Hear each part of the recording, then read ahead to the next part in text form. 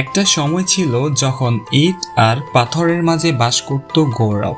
আজ আমরা দাঁড়িয়ে আছি সেই গৌরবের ঠিকানায়, প্রতাপপুর রাজবাড়ী। ফেনীর দাগনভূঞা উপজেলার রাজাপুর ইউনিয়নে লুকিয়ে আছে এই রাজকীয় ইতিহাস। দূর থেকে দেখলেই বোঝা যায় এটা শুধু একটি বাড়ি না, এটা একটা গল্পের শরীর। 200 বছর আগেও ছিল এখানে ব্যস্ততা, অন্দরমহলের হালকা হাসি, বৈঠকখানায় জমিদারের কথোপকথন, আর পুকুর পাড়ে কিশোরদের দুষ্টমি। আজ নেই সেই কোলাহল, কিন্তু দেয়ালগুলো যেন এখনো ফিসফিস করে বলে যায় তাদের কথা। প্রতিটি দরজা, প্রতিটি জানালা কার যেন গল্প আটকে আছে ভাজে ভাজে।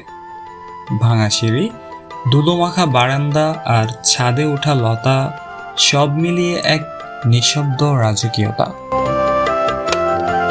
জানা যায় এই বাড়ি তৈরি হয়েছিল বাংলা 1228 সালে।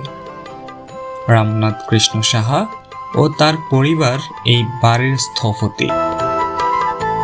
তারা শুধু প্রাসাদ গড়েননি, গড়েছিলেন সময়ের চিহ্ন।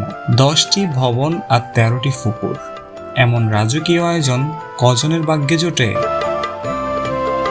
আজ হয়তো অনেকটাই নষ্ট, ভেঙে পড়া, তবু এই বাড়ির গায়ে সময় থেমে আছে, যেন ইতিহাস নিজেই এখানে বসে আছে কারো অপেক্ষায়।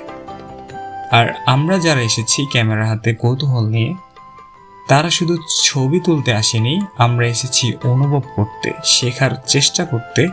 এই ইট, এই কারুকাজ, এই নীরবতা, এসবই তো আমাদের শেকড়।